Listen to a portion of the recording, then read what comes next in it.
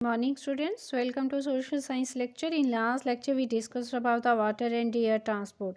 So today we will discuss more about transportation.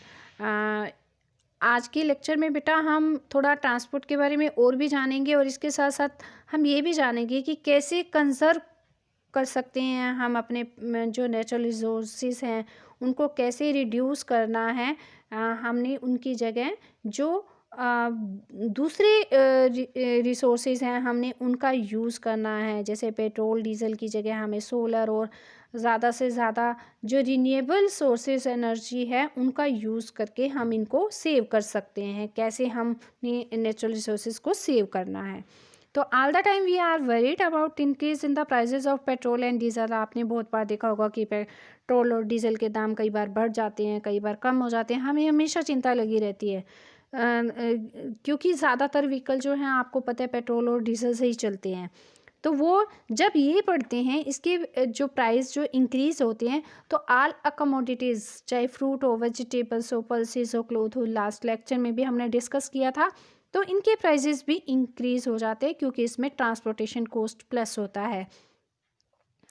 तो जब आप कहीं भी ऑटो से जाते हैं या टैक्सी से जाते हैं तो वो भी अपने किरायों को बढ़ा देता है और इस तरीके से जैसे ही उसके फ्यूल के यानी कि पेट्रोल या डीजल के दाम जो हैं बढ़ते हैं तो हमें जो है कंट्रोल करना है पेट्रोल और डीजल को कम से कम यूज़ करना है क्योंकि India has to spend precious foreign exchange on the importing fuel. आपको पता होना चाहिए कि भारत जो है सबसे ज़्यादा जो अपनी फॉरेन करेंसी है वो किस में यूज़ करता है, इंपोर्ट करने में। जो फ्यूल होता है उसको इंपोर्ट करने में सबसे ज़्यादा अपने पैसे खर्च करता है जो फॉरेन करेंसी होती है। तो हमें इसकी जो कंजप्शन है इसको कम करके हमें इसकी जगह क्या यूज़ करना है, CNG। What is the full form of CNG? Compressed natural gas. इसका यूज़ कर सकते हैं एज ए फ्यूल। ये इन्वायरमेंटल फ्रेंडली भी है और ये we must take some other safeguard also. The vehicle should be serviced and the pollution check at the regular interval. इसके साथ साथ उन्होंने सजेशन भी बताए कि आप अपनी व्हीकल को टाइम टू टाइम सर्विस भी करवानी है और उसका पोल्यूशन भी चेक करवाना है थोड़े थोड़े समय के बाद ताकि वो ज़्यादा जो है पोल्यूशन ना दे। We must use public transport system to reduce the traffic on the road. हम ज़्यादा से ज़्यादा पब्लिक ट्रांसपोर्ट का यूज़ कर सकते हैं बजाय हम अपनी ट्रांसपोर्ट का यूज़ करने की बजाय अपनी कार स्कूटर बाइक का कम यूज़ करके हम बस से गाड़ी से यानी कि रेलगाड़ी से जो है हम अपने ऑफिस में या कहीं भी जहाँ भी हम काम करते हैं अपने वर्क प्लेस पर जा सकते हैं। If you control the vehicular pollution, अगर हमने पोल्यूशन को कंट्रोल करना है और हमने एक अच्छी हेल्थियर लाइफ को जीना है तो फॉसिल फ्यूल आपने बेटा साइंस में भी पढ़ा होगा कि क्या होते हैं fossil fuel are form from the decompose remains the plants and animal buried deep in the earth crust for millions of years ago। कि वो डिकम्पोज यानी कि वो हज़ारों सालों की प्रक्रिया के बाद जब प्लांट्स और एनिमल्स होते हैं उनको जलाकर धरती में जब जलाकर वो नीचे दबते रहते हैं, डिकम्पोज होते रहते हैं और बहुत हज़ारों सालों की प्रक्रिया के बाद जो हमें ये मिलते हैं इनको फॉसिल फ्यूल कहा जाता है। और ये किस फॉर्म में मिलते हैं? They are found in the form of oil की फॉर्म में, कोयल की फॉर्म में और नेचुरल गैस की फॉर्म में जो है हमें मिलते हैं। जो अर्लियर व्हीकल था वो कैसा यूज़, उसमें स्टीम एनर्जी यूज़ की जाती थी जो कैसे प्रोड्यूस होती थी? वाटर को बॉईल करके। जब आप पानी को बॉईल करते हैं तो आपने देखा होगा उसमें से स्टीम निकलती है और इस स्टीम से जो है व्हीकल्स जो हैं वो चलाए जाते थे। जो फॉसिल फ्यूल होते थे उसमें कोयल और लेटर कोयले से जो है पानी को गर्म किया जाता था, कोयले का यूज़ होता था, लेकिन अब पेट्रोल का यूज़ होता है। तो दे आर नॉन रीन्यूएबल यानी कि ये non renewable source of energy है। They can not be use again.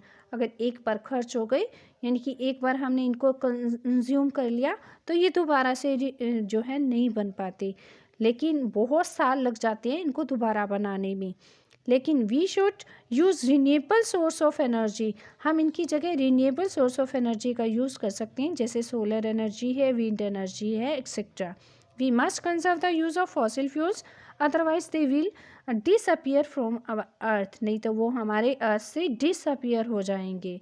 तो स्टोरी ऑफ पेट्रोल, ये एक छोटा सा स्टोरी दे रखी है। Deep wells are dug in the certain areas on the earth to take our petroleum oil, कि बहुत बड़े बड़े कुएँ होते हैं जो तेल के, उनको खोदा जाता है अर्थ, जहाँ भी ये तेल के कुएँ होते हैं उनको खोदा जाता है, और फिर क्या किया जाता है, it contain a lot of impurities, इसमें बहुत सारी इम्प्योरिटीज़ होती हैं, ये प्योर ऑयल की फॉर्म में हमें नहीं मिलता है, इसमें बहुत सारी इम्प्योरिटीज़ होती हैं जिनको क्रूड ऑयल कहा जाता है, और इनको बड़े बड़े टैंकर से जो ऑयल रिफाइनरी में भेजा जाता है, और फिर वहाँ से हमें जो है पेट्रोल प्राप्त होता है, और फिर ये जो पेट्रोल है वो पेट्रोल डिपोज तक, यानी कि जो पेट्रोल पंप होते हैं वहाँ तक जाता है बाय ट्रेन एंड ट्रक्स के द्वारा, और फिर पेट्रोल सप्लाई होता है पेट्रोल पंप पर और ऑयल टैंकर्स के द्वारा। ऑल व्हीकल्स हैव इंजन, आप सबको पता है कि इंजन के बिना कोई भी व्हीकल नहीं चल सकता। जब हम इसमें फ्यूल डालते हैं तभी ये व्हीकल जो है, फ्यूल जो है ये जलता है, और जो इसके अंदर इंजन होता है वो इस फ्यूल को जलाता है, और फिर हमें एनर्जी प्रोड्यूस करके उस व्हीकल को जो है वो चलता है आपका। It helps the vehicles to move, और ये व्हीकल को मूव करने में हेल्प करता है। तो अलग अलग टाइप के इंजन्स होते हैं, कुछ डीजल कार्स होती हैं जिसमें डीजल इंजन लगा होता है, और कुछ जो है सीएनजी कार होती हैं जिसमें जो है वो सीएनजी किट लगी होती है, और जिससे ये जो कार आपकी मूव होती है। तो ये पेट्रोल की स्टोरी है। डू यू नो पे आ जाइए।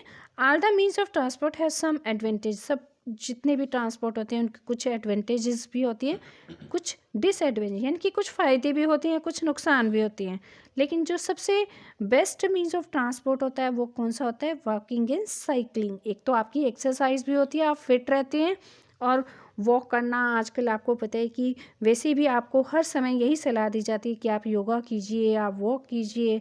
तो साइकिलिंग करने से भी हमारी एक्सरसाइज होती है, और हम जो सबसे बड़ी बात है, इसके लिए हमें किसी भी फ्यूल की ज़रूरत नहीं होती, और हम हमेशा फिट रहते हैं। थैंक्स बेटा।